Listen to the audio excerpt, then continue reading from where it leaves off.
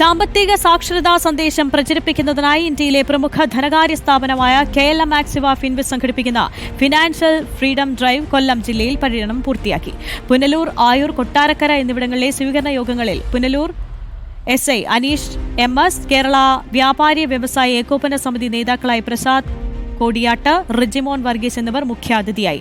അഞ്ചിലെ സ്വീകരണ യോഗത്തിൽ KLM Axiva Finvest vice president VC George Kutty സംസാരിച്ചു. ഓയൂർ, ചന്ദനത്തോപ്പ്, കുണ്ടറ എന്നിവിടങ്ങളിൽ പര്യടനത്തിന് ശേഷം റോഡ് ഷോ കടപ്പാക്കടയിൽ എത്തിച്ചേർന്നതോടെ ആരംഭിച്ച കൊല്ലം ജില്ലാ സമാപന സമ്മേളനം NK പ്രേമചന്ദ്രൻ MP ഉദ്ഘാടനം ചെയ്തു. MLA M നൌഷാദ് മുഖ്യാതിഥിയായി പങ്കെടുത്തു. ഫിനാൻഷ്യൽ ഫ്രീഡം ഡ്രൈവിനോടനുബന്ധിച്ച് പൊതുജനങ്ങളുടെ സാമ്പത്തിക അവബോധം പരിശോധിക്കുന്ന വിവിധ പരിപാടികൾ സ്വീകരണ കേന്ദ്രങ്ങളിൽ ഒരുക്കിയിരുന്നു. 13 ജില്ലകളിലെ പര്യടനം പൂർത്തിയാക്കിയ ഫിനാൻഷ്യൽ ഫ്രീഡം ഡ്രൈവ് നാളെ തിരുവനന്തപുരത്ത് സമാപിക്കും.